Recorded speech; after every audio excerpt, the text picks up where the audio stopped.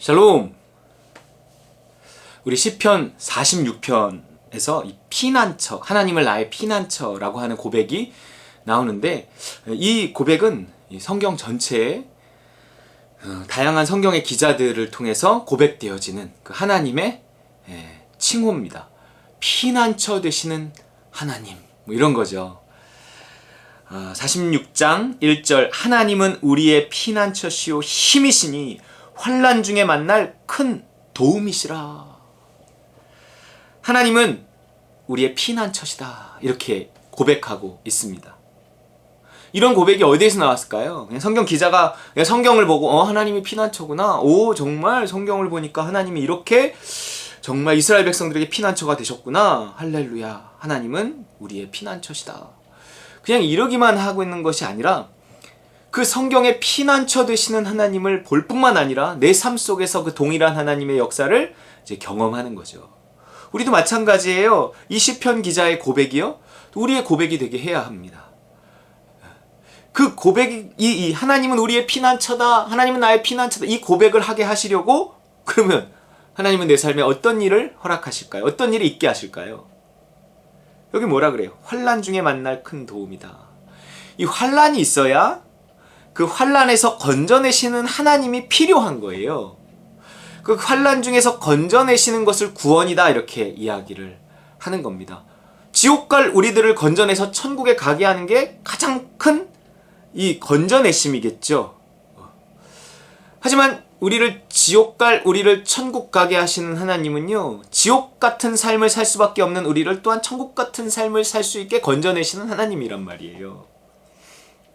근데 그 하나님을 그 구원자 하나님으로 믿는 데 있어서 그 구원의 경험이라는 것이 굉장히 필요한 것입니다. 피난처 되시는 하나님, 그 하나님을 고백하기 위해서는 실질적으로 내 삶 속에 어떤 이 환난에 빠져봐야, 환난 속에서 두려워봐야 그 두려움 속에서 내가 하나님께 이렇게 매달리는 거죠. 완벽하게 믿는다면 그 환난이라는 것이 없겠죠. 하나님은 어떤 환난 속에서도 나를 확실히 구원해 주신다는 완벽히 믿으면 이 두려움이 없겠죠. 그러나 항상 우리 안에는 두려움이 남아있단 말이에요. 그러기 때문에 하나님은 우리의 피난처시요 힘이시니 환난 중에 만날 큰 도움이시라. 그러므로 땅이 변하든지 산이 흔들려 바다 가운데 빠지든지 바닷물이 솟아나고 뛰놀든지 그것이 넘침으로 산이 흔들릴지라도 우리는 두려워하지 아니하리로다, 이렇게 이야기하고 있는. 난 두려워하지 않겠어, 두려워하지 않겠어. 하나님 두려워하지 않게 해주십시오, 두려워하는 나를 용서해 주십시오, 이렇게 기도하는 거예요.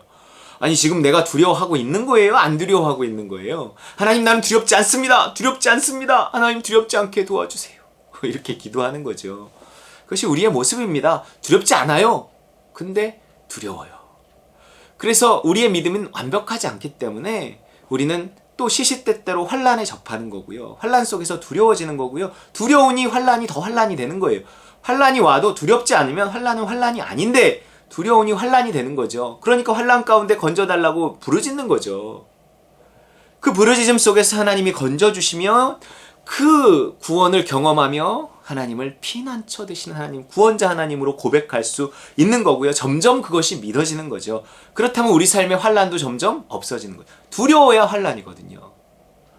그런데 그 하나님을 신뢰하면 신뢰할수록 웬만한 환난 가지고는 우리가 두려워하지 않으니 웬만한 환난은 환난이 되지 않을 수 있는 것입니다. 그러다 보니 나에게 막 땅이 변하고 산이 흔들리고 바다 가운데 빠지고 바닷물이 솟아나고 뛰놀고 막 그것이 뭐 산이 막 흔들리고 이런 정도의 일들이 일어날지라도 나는 그 정도의 일로 두려워하지 않아! 라고 고백할 수 있는, 그 정도가 나에게 문제가 되지 않아! 이렇게 고백하는 거죠.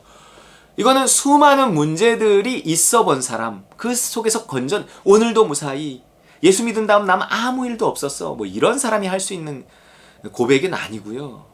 오히려 예수 믿으니까 더 많은 어려움이 있어, 더 많은 문제가 있어, 그럴 수 있다고요. 잘 되던 것도 안 돼, 그럴 수 있다고요. 하지만 그걸로 끝나는 것이 아니라, 그러기 때문에 내가 기도할 수밖에 없고, 그러기 때문에 내가 두려우니 하나님을 찾을 수밖에 없고, 근데 하나님이 거기서 하나씩 건져주시는 거예요. 정말 생각지 못한 방법으로 건져주시고 살려주시고 채워주시고 해결해주시고, 이런 걸 보면서 우리는 수많은 우리의 문제들 속에서, 환난 속에서 주님을 만나는 겁니다. 그러면서 주님을 나의 피난처로 고백할 수 있는 거예요. 그럴 때 점점 우리는 두려움에서 이렇게 건짐받고, 내가 어떤 일이 있어도 이제는 두려워하지 아니하리라 이렇게 고백할 수 있는 거죠. 그 시편 46편의 어떤 고백입니다. 자, 이런 하나님이 나의 피난처시다 하는 것은요, 시편 곳곳에 그 고백이 나와요. 뿐만 아니라 성경 곳곳에 나옵니다. 예레미야 16장 19절, 여호와 나의 힘, 나의 요새, 환난 날에 피난처시여, 이렇게 고백하고 있어요. 민족들이 땅 끝에서 죽게 이르러 말하기를 우리 조상들의 계승한 바는 허망되고 거짓되고 무익한 것뿐이라. 니들이 뭐라고 말하건 주님은 환난 날에 나의 피난처시다, 나의 힘이시다, 나의 요새시다. 나는 그것을 경험하고 살아왔다. 니들이 뭐라 그럴지라도 나는 그 하나님을 신뢰한다, 믿는다, 이럴 수 있어야 되는 겁니다. 그러나 여전히 우리는 문제가 오면 또 흔들리죠. 두렵죠. 그러나 그렇다고 절망하지 말고, 그래도 어쨌든 기도해야겠다, 이런 생각이 든다고요. 확실하진 않더라도 매달린다고요. 그러면서 마음부터 건진받아요. 항상 하나님 마음부터예요.